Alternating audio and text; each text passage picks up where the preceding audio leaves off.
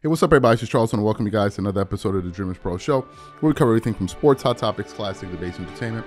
We give you guys a fresh perspective on things and how we see them. And today we got a pretty interesting show for you guys that we definitely want you guys to stick around for. So please make sure you like the video and subscribe to the channel. Now, as y'all know, Kobe Bryant is my favorite basketball player of all time, right? I make there's no secret about it. I've always said that. And I have Kobe Bryant in my top 3 all time. I was just recently listening to Steven Jackson. I don't know if it's an old or a recent clip. It must be recent because he looks like he looks now. And I think he said his top 3 players of all time are Michael Jordan, Kobe Bryant, LeBron James. For me, my top 3 players of all time are Michael Jordan, Kareem Abdul-Jabbar, and Kobe Bryant. Y'all can figure out the rest, right? And I've noticed that whenever I say something like that and I put Kobe that high up, some people online tend to take umbrage with me. Some people take issue with me saying that. And I think the reason that is because they're not used to hearing Kobe being ranked that high, because nowadays we have a lot of people in sports media that are, I believe, anti-Kobe, right? They definitely respected him when he played, but the minute he got injured and ruptured his Achilles tendon, that's when they all came out like basically a bunch of rats to now start chewing away at his legacy, right? They would never dare say any of that stuff when he was playing, right? They never dared because he was too much of a force.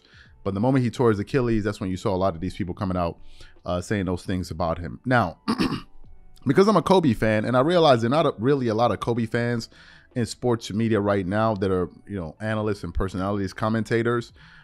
So whenever we start producing some shows around it, I realize that we're starting to get an aggregate of Kobe fans to kind of come to our channel. And one of them recently sent me a poll that was posted on House of Highlights, their YouTube channel. Now, for those of you who don't know, House of Highlights is one of the biggest basketball platforms in the United States, and they're huge, right? They have a very, very huge following. So he sent me this image, and I'm a bit late on it because when I opened it on Instagram, and by the way, if you guys are not following us on Instagram, make sure you follow us at Dreamerspro on Instagram. We're going to be posting a lot more stuff on there, so you guys definitely want to stick around for that. We got a lot of exciting content coming your way this year. So he sent me this image, and I quickly went to look at it. And basically, we're going to put it up. Basically, they asked the question. This is House of Highlights. They asked, who was the most fun player to watch? They had prime LeBron James. They had prime Steph. They had prime Kobe, and they had a prime Shaq. In that poll, 1.7 million people voted. We're not talking about a small sample size here. Of the 1.7 million voters, 48% said Kobe Bryant. Now, here's what I like about that poll. What I like about that poll was they didn't just put LeBron James, Stephen Curry, Kobe Bryant, Shaq. No. They put prime Kobe, prime Shaq, prime LeBron. And for the people that voted, we're talking about people that probably have been watching basketball for about a 20-year window, right? So these people are well versed on what they saw. LeBron's prime in Miami, that was back in 2011, 2012, 2013. Kobe, obviously, we know that. Shaq, we obviously know that. And then we have Stephen Curry, who's more part of the modern era in the last 10 years where he really, made his name for himself. So I like that, right? It's not like, oh, this is a recency bias. No. It's about a 20-year NBA window we're actually looking at. And of the 1.7 million voters, 48% said Kobe Bryant was more enjoyable to watch. That is actually double the number that LeBron and Stephen Curry got. For as exciting as Stephen Curry is, and LeBron is, he doubled them, and he almost, more than quadruple Shaq's number. So what is that really saying?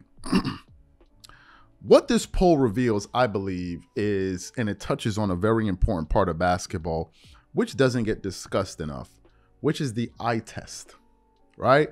We talk about basketball from accomplishments. We talk about it from an X and O standpoint.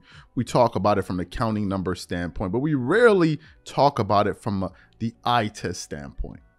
That's the standpoint we don't really judge the game. And I think that's really what's missing. If you watch Kobe Bryant play basketball, this answer is a no-brainer. It's not really even close. It's not really close.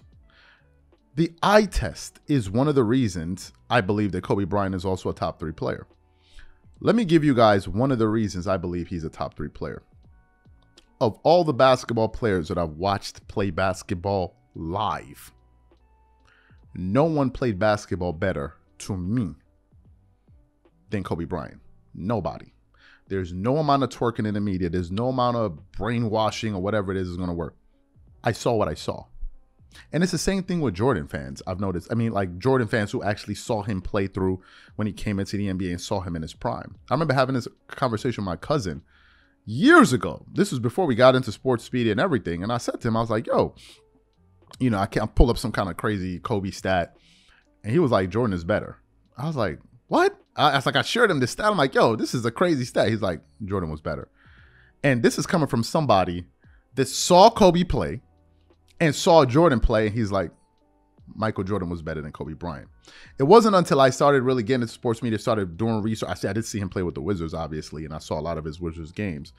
And then I started doing some research, watching some games, watching some highlights, researching his career. Obviously, The Last Dance put things into a great perspective. When I was like, okay, this is clear. That I was recently watching a highlight with Michael Jordan playing the other day. I'm like, okay, I've never seen anybody do this. He was playing against, I believe, the Orlando Magic, and he was making some moves in the game. I'm like, okay, wait a minute. I've never seen anybody do this before. I've literally never seen anybody play basketball like this. Never, right? So imagine people that got to see Jordan in his entirety. But back to the Kobe aspect of it, I've never seen anybody play basketball better than Kobe Bryant, period. Never. Never. No one just really dazzled me the way Kobe did when he played. The shots that Kobe used to hit. You see, a lot of the dweebs in the room will tell you where you shot a low percentage. Let me hip you guys up to some game. No one made more unassisted 2-point jump shots in a 10-year window than Kobe Bryant. Nobody. That includes LeBron. He dwarfs LeBron James, Dirk Nowitzki, all Allen Iverson. He dwarfs all of them. Unassisted 2-point mid-range shots. He dwarfs these guys.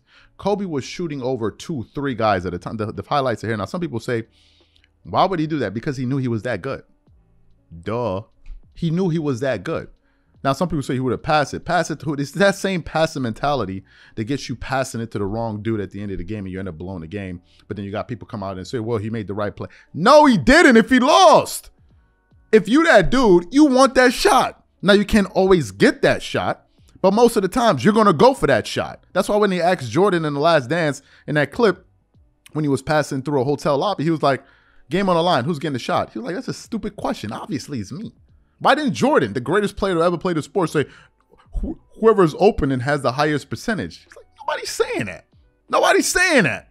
So to me, this poll reveals something I already knew. It wasn't even close. Have you watched Kobe play? Have you seen Kobe? You think Kyrie Irving is incredible? Imagine Kyrie Irving with a little less ball handling ability, but way better post moves, a way better mid-range jump shot, way more athletic, could finish over contact and under contact, under the rim. That's pretty much Kobe, except like times 5. Someone was asking, I saw a poll, no, not a poll, an article, and they were like, well, if Stephen Curry wins the next championship, he's on Kobe Bryant's level. And then somebody posted an article, I forgot where I read it from. He's like, the thing that separates Stephen Curry and Kobe Bryant is an entire Hall of Fame career. I was like, damn. That's pretty nuts. If you look at Kobe's first, with number 8 and number 24, he was like an entire Hall of Fame career is what separates those two players. To me, it was a no-brainer. If you watch basketball, like a lot of people say they're basketball fans, what are you seeing that you like?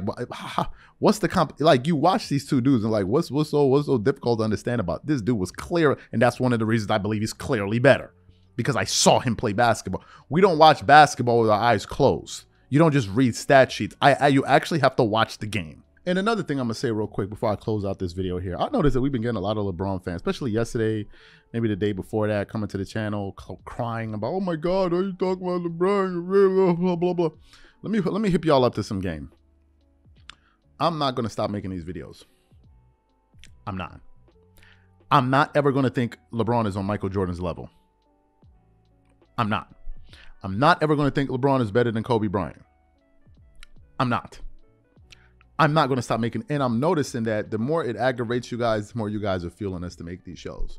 We get a lot of comments from people messaging us, man, hey, man, thank you for doing that. Don't pay attention to these bozos, man. Keep it up. So y'all are motivating me. That's number one. Number two, a lot of people that never ran a YouTube channel know absolutely nothing about YouTube, sitting up here talking about, oh, LeBron videos be getting you all the views.